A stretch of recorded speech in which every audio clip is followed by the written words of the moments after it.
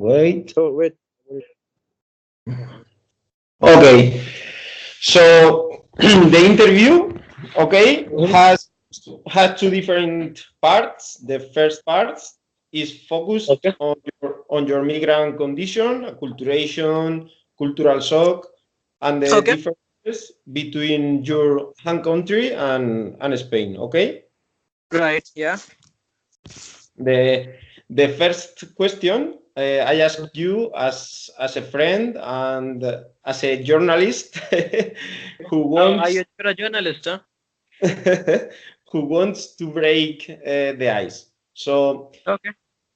how about these months in Spain? Spain is a really beautiful country. First of all, I really love Spain. About the people, the culture, and the cities. It reminds me more or less of my other cities because I've stayed in Muscat also, so it is similar to that. So I got the same feel. So yes, living in Spain was amazing. I like Spain. Okay. um, have you noticed many changes regarding India? Yes, a lot of them. A lot of them. If you see India and we compare these things, then there are many things which is not similar. Like if you see the roads, you see the transport, and then you see the people walking. I mean, we are a huge population in India, so you will see many people on the road first of all, and then the transport, the pollution, the things are a bit different in India. But we love our country. It's the flavor of the sand and everything is amazing. So yes, I did find a lot of difference. Lot of difference. Like you're in the west, I'm in the east. So there's a lot of difference between both. Okay. Uh, do you consider that you are adapting well? How about the Spanish as hosts? Yes, being an Indian, yes, we adapt anywhere in this world. Even we can adapt in Mars also. Right. So yes, I did adapt quite a well because I was able to mingle with people over there and interact also because most of them knew English. They understood English, and the words between the Spanish and English are kind of similar. I do understand some words. So yes, adapting was not a big problem. Only that I have to refine my language more in Spanish. But you Spanish you speak Spanish well. Poco poco. Poco a poco. Apparently, Okay. poco poco. Espanol. Okay. What have been the biggest problems you have faced in terms of your adaptation Language first of all, because language? most of them know Spanish. Like even when I go to a place, people just speak in Spanish. They don't speak in English. Whereas in India, we have mixture. Like we speak with the regional language, we speak English. Yes, And I agree with you. In Spain, few people can speak English, and it's a big problem. Yeah. yes, that's So, right. So what about the food or the correct. customs? Yes, yes. So first is my food, then second would be my sorry. First is the language, second is the food, because we like to eat a little bit of the spicy food, little bit the taste should be, aroma should be there. Yeah. Without that. So yes, the food was the second thing, and the third thing would be the climate conditions because we live in a tropical condition, and suddenly moving to a cold country, and I mean it is not that cold, but yes, it is cold. But when I was there, it was a bit different. So yes, the weather also played an important role for me there in adapting. Okay. Um, another another question for me is very interesting. Sorry, do you think there is a great chasm between Western and Eastern culture, or they are closer to what many people believe? There is a difference. Like I personally observed myself, so there is a difference between the Western and the Eastern culture. Though we are trying to come closer, we are trying to make things similar because we want to unite ourselves. But there is a lot of difference which we cannot bring it to the to the close-up part, because the Western is Western and the Eastern is Eastern. Like if you want an example, uh, in Western culture, the parents leave their kids after 18. They are individual. They can go whatever they want. It's like they're free. But in Indian culture, your parents are still with you even after you're married, even after you have kids. Even when you're become old, they are with you. So this is one simple example I can give you between the Eastern and Western. There are hundreds more like this, but even with that, we are trying to come closer, and we are trying to balance both the things. Yes, for example, in Eastern cultures, family manage you or In Eastern and culture, it's both like if the son is not able to do something, the whole family will support him. And if one person is sick in the house, whole family will go to visit him. They'll do something, and there is always someone to support us, and nobody leaves us alone. So the support is always there. okay.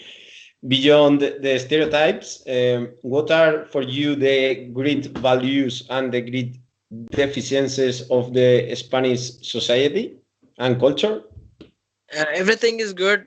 Only thing I like about the most thing about the Spain is the football, La Liga. That is one amazing thing. Yes. Apart from that, all things are great.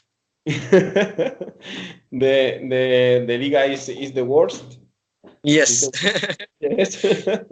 Yes. I Barcelona love was it's amazing one to see. And then the one thing what I've seen in Spain, if I tell a person a wrong football club, then I'm screwed. They beat me up. So I have to be okay. very careful here. Whenever when a Spain guy asks me which is the favorite football team, and then if I say a wrong, like I was with a friend who was a diehard fan of Real Atletico, and I told I like Real Madrid, and then he was not talking to me the whole time. Okay. Do you consider that the treatment given to the immigrant population is different in Spain with respect to the India? I think they respect. I mean, people in Spain are very nice. They're very humble and sweet. I think they respect everyone equally, and I didn't find any difference.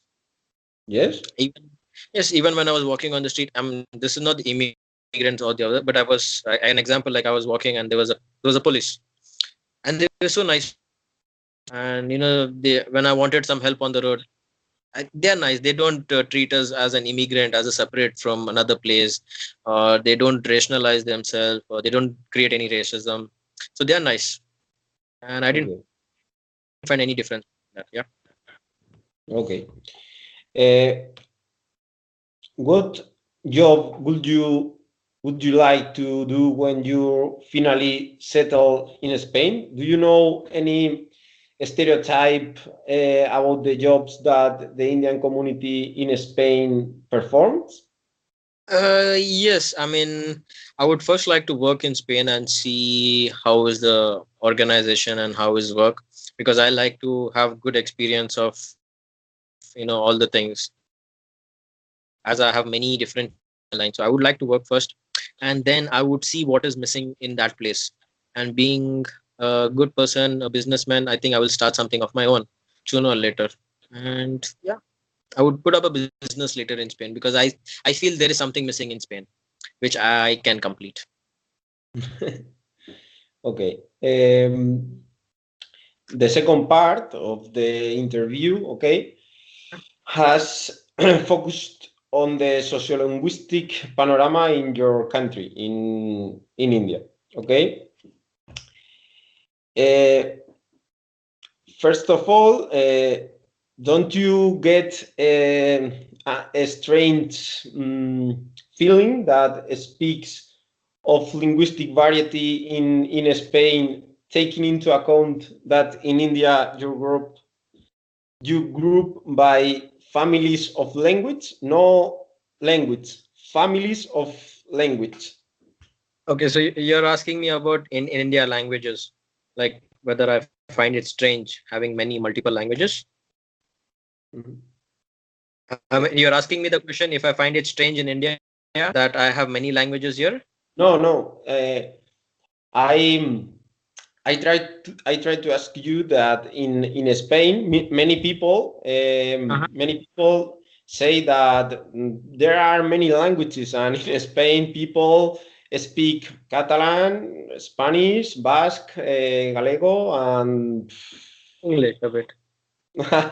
and people say in Spain, there are many languages. There are a lot of language. And No, those mm, are not many. what do you think about this belief when in India Mm-hmm. people speak how many languages? 120 I don't know, something. 1,000 or I don't know. There is basically 120 major language. If I'm like one around 120 major language, like different language, and there is 1,500 sub languages.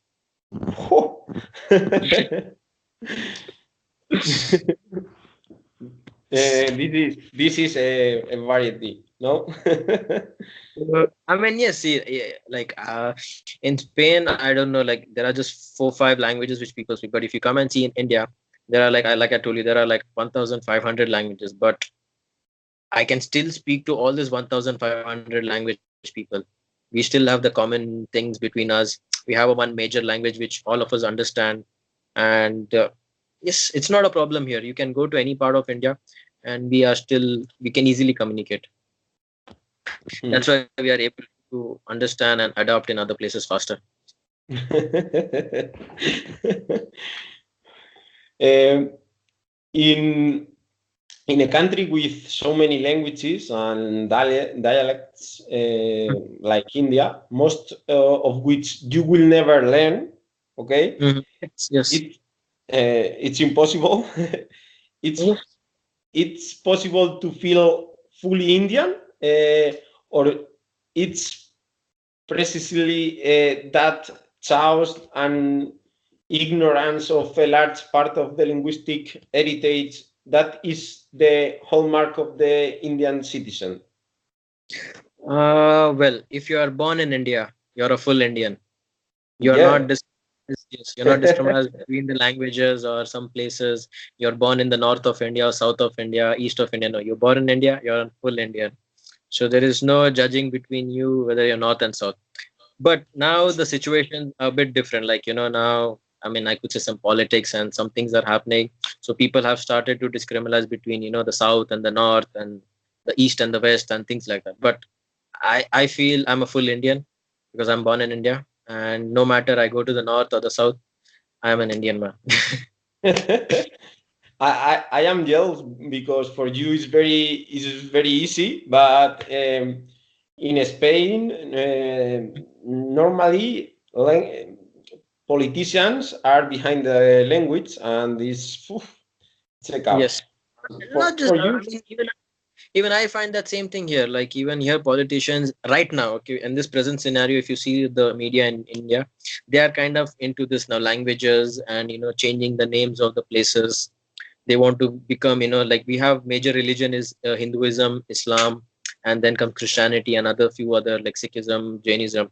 So they want to popularize Hinduism and they're changing the names of the city. So yes, politics is happening in all the countries. So it's happening, but still Indians are Indians. So okay. Uh, what what is the future perspective on this diversity? Because I have I have been reading about it and the reading, research. Yes, you're I I asked you for the perspective of the language diversity because Mhm. I have been reading about it in the last times, and the research say that this variety tend to decrease. Okay, Mhm. and what do you think about it? Yes, it is kind of a decreasing. The future of this is a bit decreasing because people are coming to the common languages. They are uh, they are not following what their grandparents or the ancestors were doing. So we are trying to shorten all the communications between few languages.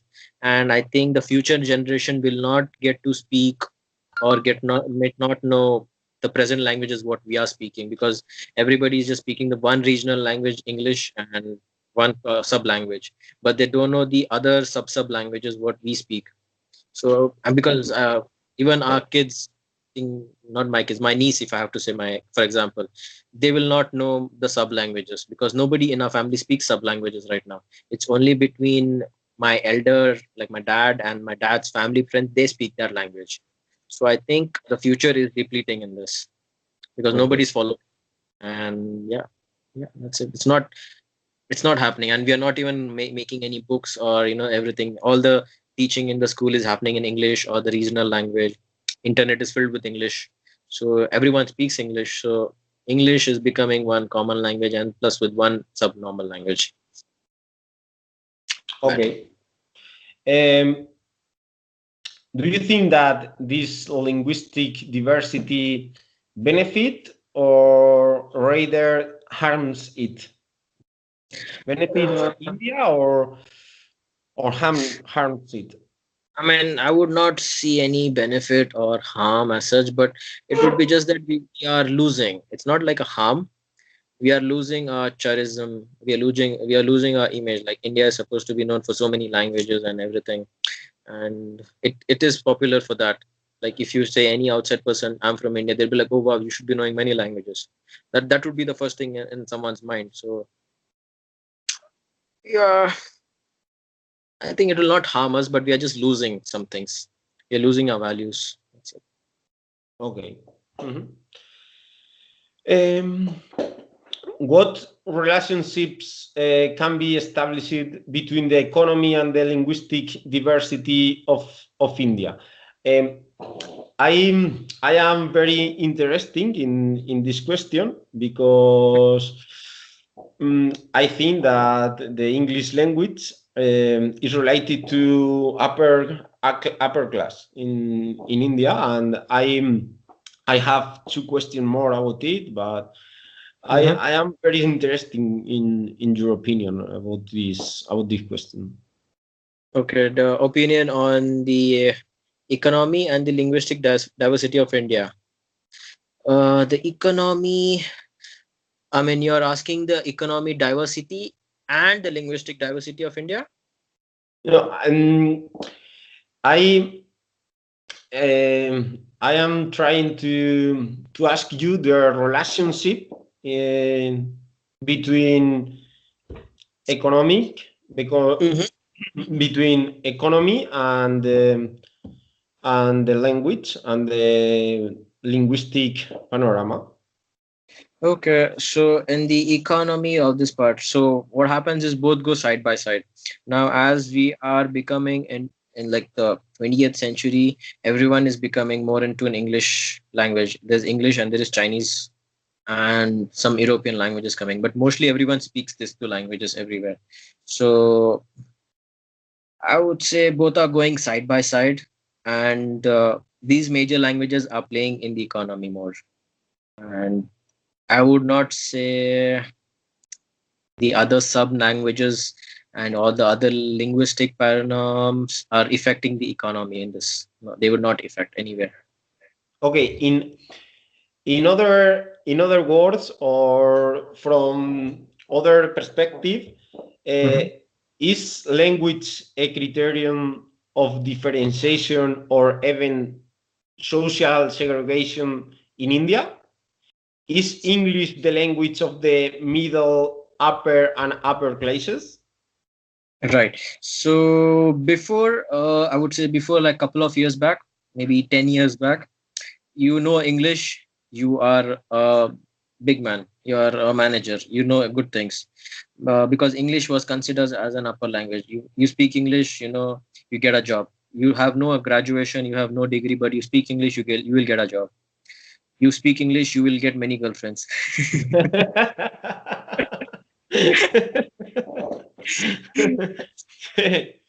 You speak English, you will get everything.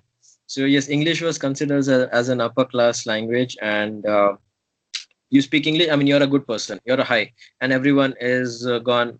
red eyes on you. But now, as time has gone, we are in 2018 and coming to 2019. I think English and the other languages are just reached to the stagnant level. Now everyone speaks English, so English is common. So yeah, now it's not considered as an upper class or something. Uh, to give you a good example, recently I had been to Jordan. So in Jordan, I saw some people speak so fluent English, like those were the localites from Jordan, Mhm. and they speak fluent English. Now being over there, they speak good English. So I see that people not just in India, even in other countries are speaking English. They know English. So that made me mind like now English is no more a upper language. It's like a common language all over the country. Even yes, even when I was in Oman, like after Jordan, I had been to Oman. Even the taxi drivers, they speak in English to the passengers. They don't speak in the local language. When they see me that I'm not a localite from Oman, they ask me, where do you want to go? And I say, I want to go there. And they speak, yes, they understand. So I think English has become a common language and not just now an upper class or something. Okay, very very interesting. Very interesting. Thank you. What linguistic stereotypes about India seem appropriate to you, and what are not for you? We are Indians. We adapt ourselves. We look into the situations and we see if that situation is a red alert or a green alert or blue alert, and according to that we adapt, and then we understand, and then we make sure that we get to know what is happening there. We overcome all our problems and we find a solution. So we don't have much problems in uh, being another country. Like before India, I was in Oman. My parents were from Oman, so we had to adapt to that country. Like from the weather, like weather is like 50 degrees. Can you live in a 50-degree country? Those five. Yes, I have played in 50-degree and my nose bleeds. Yes, we have adapted. We have spoken the language over there. My So parents are hard, so yes, hard. 50 degrees. Yes, 50 degrees. And then living in Spain, I have seen some Pakistanis, I've seen some Bengalis from Bangladesh, and we Indians also, and we are all united over there, and we are speaking the local language. So I think we adapt really well all these Eastern people countries. And another thing, when even I was in Indonesia, I saw people also like the Indians also adapting the Indonesian language, Bali's language, Balinese also they used to speak. So Yeah. yes, yes, they speak Balinese over there. The Indians speak Balinese. So I was like very much shocked. Like we are good in this. We are good in So, this. so you are ready for learn more languages, no? Yeah. I love to learn myself, keep upgrading. Like I just want to learn many things. I just don't want to stop. It's just like life is all about learning and process, and then you die. Bye bye. It's a good point. Okay. Mm, mm. What what is the dominant language learning method in India, mainly in regard to the English language? I mean, how how Mm-hmm. people learn English Mm-hmm. in India? Okay, in What? English, I'll give you an example of people learn in English. The teacher teaches the kids F F Ture, future. Ture, nature, which it's actually future and nature, but they teach you ture and nature. Teaching differs. Yes, and okay, and I saw a video in Facebook where the teacher teaches in this way: Fire, fire, not fire, and Tyre, tire. So all the school, no? All the school. All Yes, the it's school. all old school, like small kids. They're teaching. It was funny, like they're teaching some kids pire, tire, nature, future. But but you see the like the good schools, convent school, and everything. I think they teach in good English. Uh, they don't follow as such. I mean, we follow Oxford English, like the British English, not the American English. We have books of Cambridge, Oxford, and all the dictionaries we use is as Oxford and Cambridge. I have not noticed any American dictionary or American English here. So it's all British we are using here because India is a colony of Britain, so we are still under their British things. We follow that. Mm, okay. And the last question, okay. If you had to learn more Hmm. languages than you now know, Hmm. would you depend the rich heritage of your country or choose other options? And I guess you must learn the Spanish language, no? Yes, yes. And I because right now I'm in Spain, so I have to learn Spanish. If I was in another country, I would have learned that language because I have to interact with the people in their language. It's like giving respect to them. I'm not a guest in. I'm not the guest in Spain now. I am a host. I'm like even I am a localite. I want to become a part of this country, so I would not like to live as a guest. So I think I would learn Spanish because I am in Spain, and maybe if I'm in another country, I would learn even that language. Even if, like, even if, for example, when I'm traveling to another country, I make sure I know the basic greetings, the basic greeting and welcome, and asking for something, saying thank you, or just something, so that the localite become happy that I'm not a different part. I'm not an immigrant or an alien body. I'm just living there, and they understand me well in that. So yes, I think I will learn Spanish and the other languages also. Okay, okay.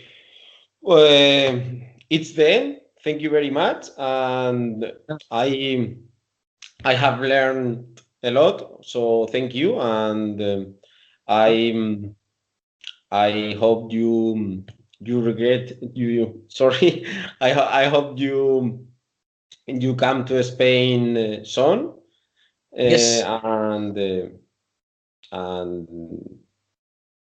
it's a pleasure to speak nice. with you. Thank you so much. It was nice speaking to you also, Miguel. Bye bye. Bye bye. You.